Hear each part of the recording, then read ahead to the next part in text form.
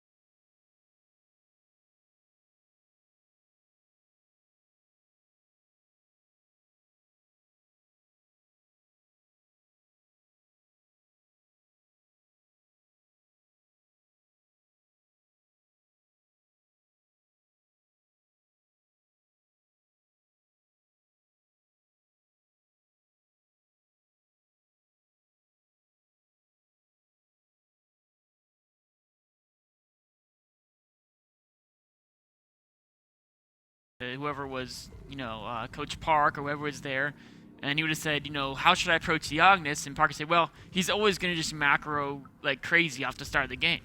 So maybe try to catch him off guard with a Roach Rush. You don't think Park would just laugh and say he's American? Oh, he'd do that first. But then second of all, the Koreans, they take playing against Americans and Europeans, basically anyone who's not Korean, pretty seriously. It's like a national pride that they don't lose. So they don't always effortlessly go into these matches. I mean, it's not like he's going to specifically train a build to beat TheOgnis, but he's going to know TheOgnis' general style coming into it. As long as it's a known non-Korean player, they're going to at least ask what their opponent's style is. Sure. And this is interesting if we're comparing game 1 to game 2 again. TheOgnis going for the same thing, JaeDong seeing the same thing, a completely different reaction here from JaeDong. Getting a third hatchery before anything. Remember, he got a layer and 4 gases before even getting that third hatchery. So JaeDong's like, you know what, TheOgnis, I have a little bit of respect for you. you want to go to that macro game, I'll do it too. So we'll have to see how much these guys are just going to expand and upgrade before actually doing anything, right? I mean, we see a third command center here from TheOgnis. He could easily just put down two engineering bays, I think he will. a decent distance down the road. And on the same coin, on the same token, who says JaeDong won't just pop down two evolution chambers right now? So it's like it's pretty interesting to see how these playstyles develop. It is. TheOgnis has seen that third hatchery, of course, with his initial SCV scout. He saw that going down. So this game, I think he's gonna go for the double eBay before the second or third barracks, unless he wants to try to do some weird timing. But the timings aren't really his style. So I would expect to see double. Oh, just as I say that, two barracks go down. So maybe he doesn't go for timing or safe. Yeah, maybe being safe. Oh, Get the drone. one drone down, two.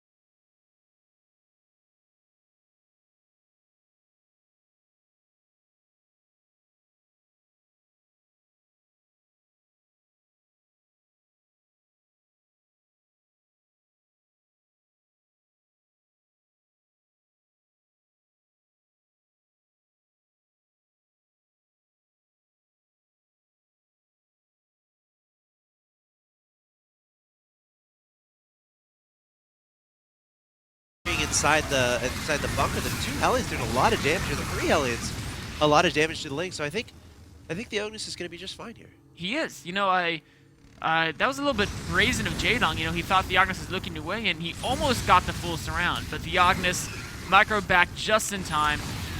Again, more speedings keep running to this third base. JaeDong is relentless with his aggression here. And TheOgnis at the same time dropping a mule there on top of the mineral line. So he's not afraid, but the mule does die. And more links coming in here. JaeDong does not want to let this go up, but this base on Akalon Wastes, I feel like it's pretty easy to defend relative to potential other third bases. But JaeDong's actually starting to get some decent trades here. He's killing a good number of SCVs here in the third base. And as long as he keeps the battles small, speedings are efficient against Marine Marauder. TheOgnis needs to kill those rocks so fast that the speedings run in. You got it. Whew. Just as a pack of speedings comes there.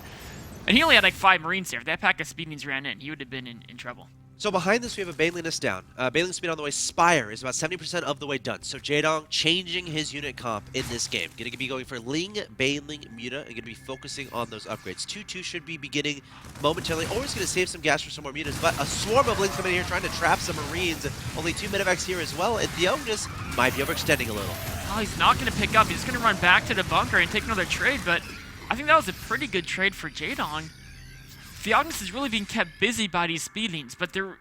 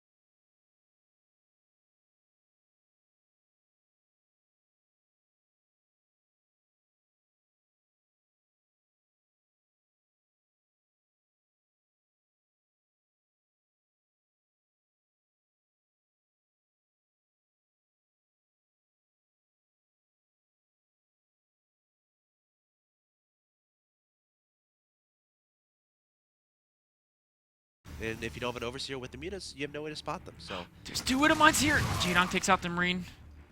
JaeDong, is he gonna get hit by those mines? Oh! Oh, JaeDong! Wow. Looks like I think 2 or 3 got killed 2, there. yeah. 2. Of course, unless 4 Widow Mines hit, you're not going to kill more than 1 muta per Widow Mine. But you're thinking about it, each muta is already way more expensive than a Widow Mine. So, yes. Very cost efficient, even just taking out 1 muta. Because the Widow Mines, they're obviously still there. In another 10 seconds, they'll be ready to go again. Units tab shows 24 Banelings, 84 Lings, and JaeDong just making a bunch of Banelings. So many Banelings, of course. TheOgnis has like 6 Hellbats, so that's a very good competition. Oh my gosh, JaeDong is about to engage with only half his army there. Gotta be careful with that. I think he was trying to catch TheOgnis off guard. Yeah, well, that's very true. Scan going down, trying to clear up this creep. Widow Mines inching their way forward. I'm worried I don't see any Overseers in this composition.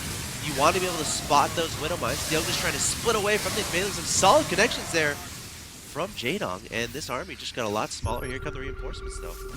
The reinforcements have 4 more Hellbats. There's still a series of Widow Mines here. The muta count isn't too high.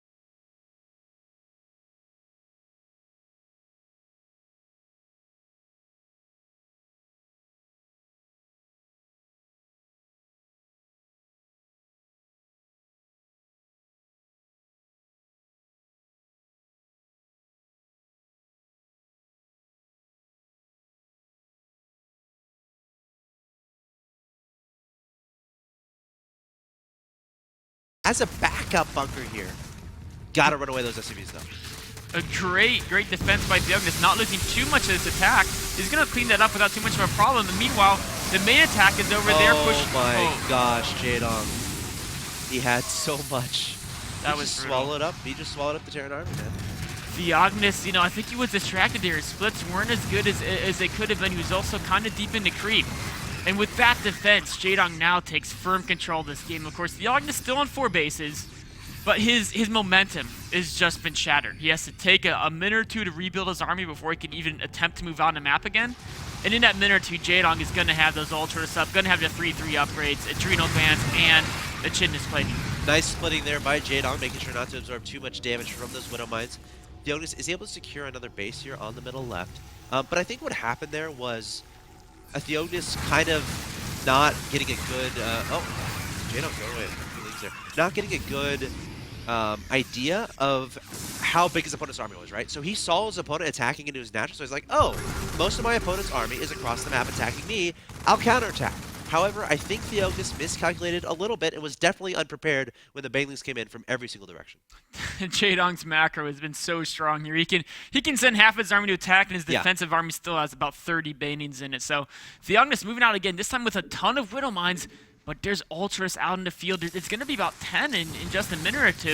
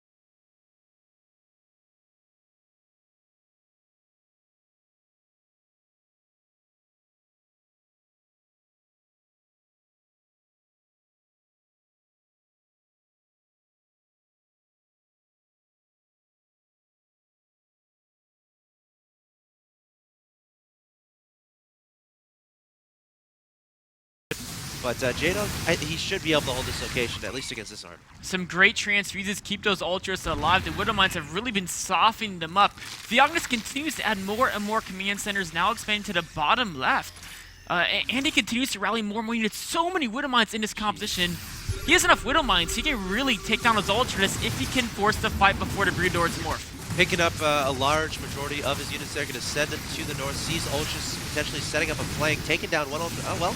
Nice transfuses there from JaeDong. Does not want to lose his hatch with TheOgnis. He's going to target it down. The Broodlord's finishing up, but sniping the hatch and backing away. Meanwhile, the two hatcheries, the two medevacs, I should say, at the north side of the map, going to be taking down those drones. Going to take down that hatchery as well. So TheOgnis able to take down two hatcheries of his opponent in about a minute. Meanwhile, securing another base at the bottom left. TheOgnis, if he can escape with these Widowmines, looks like he's going to leave them back to defend. Overseer and Broodlord's taking them out. Two more Starports being added by TheOgnis. Both players are pretty close to being maxed out. TheOgnis using the mobility against the Broodlords now. The main army is cleaning up all the creep in the top right. TheOgnis, I think, is playing this pretty well, but JaeDong, his army is getting more and more ferocious. Still lots of ultras on the field, a decent amount of Broodlords on the field as well. The Greater Spire is vulnerable. Can JaeDong save it? Or is TheOgnis even gonna one bungle could really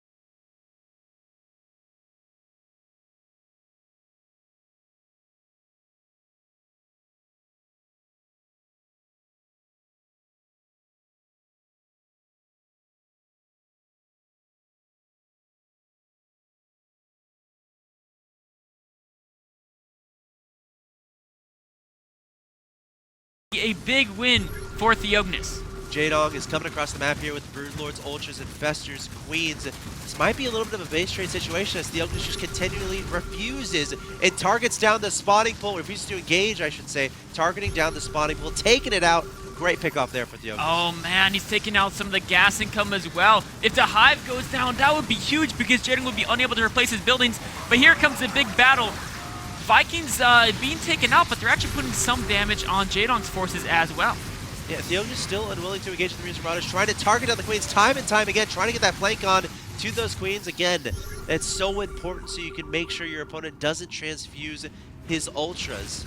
And, JaeDong going to try to engage this location. A bunch of SCVs going to desperately start repairing that planetary fortress, but TheOgnis might decide to engage. He's up in supply just barely. Vikings targeting down the Broodlords. Infestors a little bit vulnerable, throwing down the bungles. TheOgnis needs to split up little units at a time. That's exactly what he's going to do. And TheOgnis taking down so many Infestors. He's going to try to turn it fine, but he's going to get cleaned up. JaeDong sweeping through that army, but he lost a lot of Infestors, lost all of his Broodlords, and he's down to 3 Queens. That's a big impact. Now the Widowmines are going to be so effective with no Broodlings in the way, no Infestors either. TheOgnis can easily replace those Marines and Marauders he lost in that battle, but can JaeDong replace the Broodlords and the Infestors as easily? He's making 4 Ultras here. Again, if we're talking about mining bases. JaeDong's at 1.